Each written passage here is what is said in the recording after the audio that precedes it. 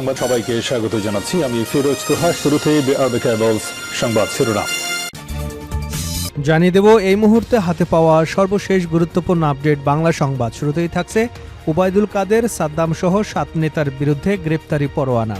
24-এর হত্যাযজ্ঞের ঘটনায় করা মামলায় কার্যক্রম নিষিদ্ধ আওয়ামী লীগের সাধারণ সম্পাদক ওবায়দুল কাদের, ছাত্রলীগের সভাপতি ও 7 জনের বিরুদ্ধে গ্রেপ্তারি পরোয়ানা জারি করেছেন আন্তর্জাতিক অপরাধ ট্রাইব্যুনাল।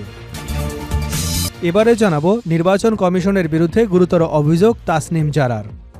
জাতীয় নাগরিক পার্টির জ্যেষ্ঠ যুগ্ম সদস্য সচিব ডাক্তার তাসনিম জারা অভিযোগ করেছেন, নির্বাচন কমিশনের স্পষ্ট নিষেধাজ্ঞা সত্ত্বেও বিভিন্ন এলাকায় প্রতিদ্বন্দ্বী প্রার্থীদের পোস্টার প্রকাশ্যে টাঙানো হচ্ছে, কিন্তু এ বিষয়ে কমিশনের পক্ষ থেকে কার্যকর কোনো পদক্ষেপ দেখা যাচ্ছে না। জানাবো ব্রিটিশ সরকারের সঙ্গে বৈঠক, ঢাকা ছাড়লেন জামায়াতের আমির। যুক্তরাজ্য সফরের উদ্দেশ্যে ঢাকা ত্যাগ করেছেন জামায়াতে ইসলামের আমির ডাক্তার শফিকুর রহমান। বুধবার সকালে হজরত শাহজালাল আন্তর্জাতিক বিমানবন্দর থেকে বিমান বাংলাদেশ এয়ারলাইন্সের একটি ফ্লাইটে লন্ডনের উদ্দেশ্যে যাত্রা করেন তিনি। এদিকে গ্রামীণ ব্যাংকে আগুন। ফেনী সদর উপজেলার গ্রামীণ ব্যাংকে অগ্নিসংযোগ করেছে দুর্বৃত্তরা। এতে ব্যাংকের ভেতরে থাকা 3টি মোটরসাইকেল ও আসবাবপত্র পুড়ে গেছে। বৃহস্পতিবার ভোররাতে উপজেলার শশোরদী বাজারে ঘটনা ঘটে। এবারে থাকছে চাঞ্চল্যকর সংবাদ। জিগাতলায় ছাত্রী হোস্টেল থেকে এনসিপি নেত্রীর ঝুলন্ত মরদেহ উদ্ধার। রাজধানীর জিগাতলার একটি ছাত্রী হোস্টেল থেকে জাতীয় নাগরিক পার্টির এক নেত্রীর ঝুলন্ত মরদেহ উদ্ধার করা হয়েছে। তার নাম জান্নাতারা রুমি। জান্নাতারা রুমি ধানমন্ডি থানা এনসিপি যুগ্ম সমন্বয়কারী ছিলেন। বৃহস্পতিবার সকালে তাঁর মরদেহ উদ্ধার করা হয়। তাঁর বাড়ি নওগাঁর পত্নীতলায়। তাঁর বাবার নাম জাকির হোসেন। এবং সর্বশেষ জানাবো আন্তর্জাতিক সংবাদ। ইরানকে কঠোর হুঁশিয়ারি ইসরায়েলের। ইরানের পারমাণবিক কর্মসূচি নিয়ে কঠোর হুঁশিয়ারি দিয়েছে ইসরায়েলের গোয়েন্দা সংস্থা মোসাদের প্রধান ডেভিড ভার্নিয়ে। তিনি বলেছেন, ইরান যেন তার পারমাণবিক কর্মসূচি পুনরায় চালু করতে না পারে তা নিশ্চিত করা ইসরায়েলের। ইরানের পারমাণবিক স্থাপনায় 12 দিনের যুদ্ধে ইসরায়েলের প্রতিরক্ষা বাহিনী হামলার 6 মাস পর এমন হুঁশিয়ারি দিলেন।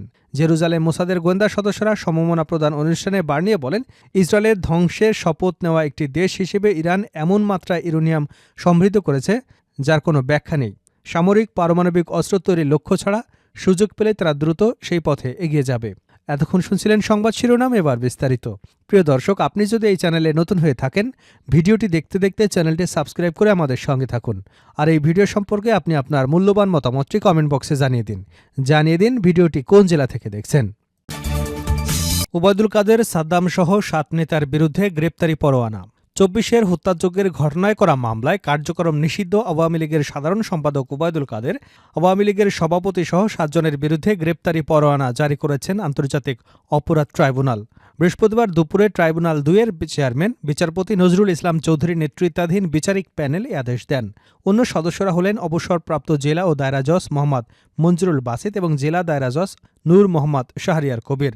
এদিন সকালে এই 7 জনের বিরুদ্ধে ট্রাইব্যুনাল 2-এর রেজিস্ট্রারের কাছে আনুষ্ঠানিক অভিযোগ দাখিল করে প্রসিকিউশন। পরে এ নিয়ে শুনানি করেন চিফ প্রসিকিউটর মোহাম্মদ তাজুল ইসলাম এবং প্রসিকিউটর কাজী এম.এইচ. তামিম। শুনানি শেষে অভিযোগ আমলে নিয়ে আসামিদের বিরুদ্ধে গ্রেপ্তারি পরোয়ানা জারি করে ট্রাইব্যুনাল। এছাড়া পরবর্তী শুনানির জন্য আগামী 29শে ডিসেম্বর দিন ধার্য করা হয়।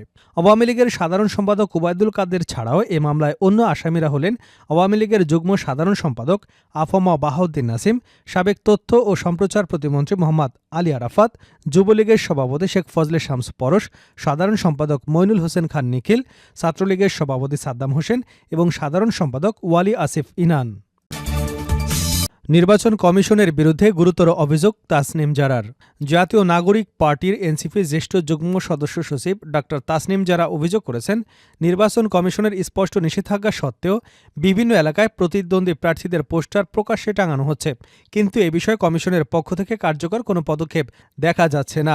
বৃহস্পতিবার নিজের ভেরিফাইড ফেসবুক আইডিতে দেওয়া এক পোস্টে তিনি বলেন, নির্বাচন কমিশন এই নির্বাচন পোস্টার টাঙানো নিষিদ্ধ করেছে এবং আমি সেই নির্দেশনা মেনে কোনো পোস্টার ব্যবহার করিনি।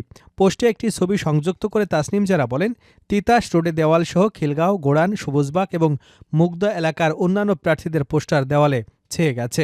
তার ভাষ্য, এটি 2-1টি পুরনো পোস্টারের বিষয় নয়, বরং সচেতনভাবে এবং দাপটের সঙ্গে আইন অমান্য করা হচ্ছে, যা দেখলেই বোঝা যায়। তিনি বলেন, পরিস্থিতি দেখে মনে হচ্ছে সৎ প্রার্থীদের নির্বাচনী মাঠ থেকে আড়াল করে দেওয়ার একটি কৌশল নেওয়া হয়েছে। আইন মেনে চলার কারণে এলাকার দেওয়াল তাদের কোনো উপস্থিতি নেই, অথচ যারা আইন মানছে না তাদের ছবি সবার চোখে পড়ছে।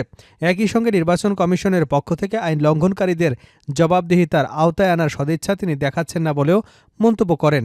নতুন দল হিসেবে এনসিপির প্রতীক শাপলা কলি ভোটারদের কাছে পরিচিতি করে তোলার প্রয়োজনীয়তার কথাও তুলে ধরেন ডক্টর জারা। তার অভিযোগ, পোস্টারে নিষেধাজ্ঞা লঙ্ঘনের বিরুদ্ধে ব্যবস্থা না নেওয়ায় এই সুযোগ থেকে তারা বঞ্চিত হচ্ছেন। এনসিপির এই নেত্রী আরও বলেন, ওসমান হাদির উপর গুলির ঘটনাকে নির্বাচন কমিশন যেভাবে স্বাভাবিক ঘটনা হিসেবে উল্লেখ করেছে তা তাদের শঙ্কিত করেছে। চোখের সামনে পোস্টারে এই বেআইনি মহোৎসব চললে কমিশনের নিরাপত্তা উদ্বেগজনক বলেও মন্তব্য করেন তিনি। তার আশঙ্কা, নির্বাচনের দিন সহিংসতা বা ভীতি প্রদর্শনের ঘটনা ঘটলেও কমিশন তা উপেক্ষা করতে পারে। ব্রিটিশ সরকারের সঙ্গে বৈঠক, ঢাকা ছাড়লেন জামায়াতের আমির। যুক্তরাজ্য সফরের উদ্দেশ্যে ঢাকা ত্যাগ করেছেন জামায়াতে ইসলামের আমির ডাক্তার শফিকুর রহমান। বুধবার সকালে হজরত শাহজালাল আন্তর্জাতিক বিমানবন্দর থেকে বিমান বাংলাদেশ এয়ারলাইন্সের একটি ফ্লাইটে লন্ডনের উদ্দেশ্যে যাত্রা করেন তিনি। এ সময় দলের সেক্রেটারি জেনারেল মিয়া গোলাম পরোয়ার, সহকারী সেক্রেটারি জেনারেল অ্যাডভোকেট এহসানুল মাহবুব জুবাইর বিমানবন্দরে জামায়াতের আমিরকে বিদায় জানান। দলীয় সূত্র জানায়, যুক্তরাজ্য সরকারের একটি প্রতিনিধি দলের সঙ্গে পূর্ব নির্ধারিত কর্মসূচিতে অংশ নিতে ডাক্তার শফিকুর রহমানের এই লন্ডন যাত্রা।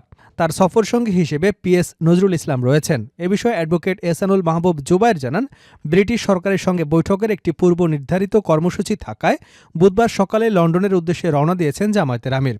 সেখানে আরও কিছু কাজ শেষে সৌদি আরবের উমরা পালন করতে যাবেন তিনি। সবকিছু ঠিক থাকলে জামায়াতের আমির আগামী ২১শে ডিসেম্বর দেশে ফিরবেন বলে জানা গেছে। গ্রামীণ ব্যাংকে আগুন। ফেনী সদর উপজেলায় গ্রামীণ ব্যাংকে অগ্নিসংযোগ করেছে দুর্বৃত্তরা। এতে ব্যাংকের ভেতরে থাকা ৩টি মোটরসাইকেল এবং আসবাবপত্র পুড়ে ছাই হয়ে গেছে। বৃহস্পতিবার ভোররাতে উপজেলার শশোরদী বাজারে ঘটনা ঘটে। স্থানীয় সূত্রে জানা গেছে, শশোরদী বাজারে গ্রামীণ ব্যাংকের ওই শাখায় অফিসে কাজ শেষ করে ভবনের দ্বিতীয় তলায় ঘুমিয়ে পড়েন কর্মকর্তা-কর্মচারীরা। রাত ৪টার দিকে নিচতলায় আগুন লাগার বিষয়টি টের পান তারা। তাৎক্ষণিক নিরাপত্তা প্রহরীরা চিৎকার শুরু করলে দ্রুত উপরে থাকা ব্যক্তিরা নিচে এসে আগুন নিয়ন্ত্রণের চেষ্টা চালায়। পরে খবর পেয়ে ফায়ার সার্ভিসের সদস্যরা ঘটনাস্থলে পৌঁছে আগুন নিয়ন্ত্রণে আনেন। গ্রামীণ ব্যাংক শশোরদী শাখার ব্যবস্থাপক আশোক কুমার দেবনাথ কালবেলাকে বলেন, আমরা উপরতলা থেকে নিচে এসে আগুন নেভানোর কাজ করায় আগুন ছড়াতে পারেনি। আগুনে সিঁড়িঘরে থাকা ৩টি মোটরসাইকেল এবং ২টি বসার বেঞ্চ পুড়ে গেছে। এ ঘটনায় ফেনী মডেল থানায় অভিযোগ দায়ের করা হয়েছে।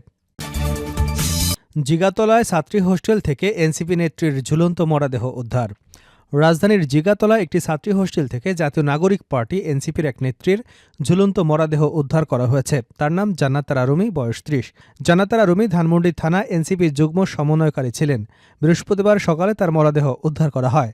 তার বাড়ি নওগাঁর পত্নীতলায়। তার বাবার নাম জাকির হোসেন। এনসিপির কেন্দ্রীয় যুগ্ম সদস্য সচিব তারেক রেজা ফেসবুক পোস্টে জানান, কার্যক্রম নিষিদ্ধ আওয়ামী লীগের হুমকি এবং সাইবার বুলিংয়ের কারণে জান্নাতারা রুমি আত্মহত্যা করেছেন। ওই পোস্টে তিনি লেখেন, এটি আত্মহত্যা নয়, খুন।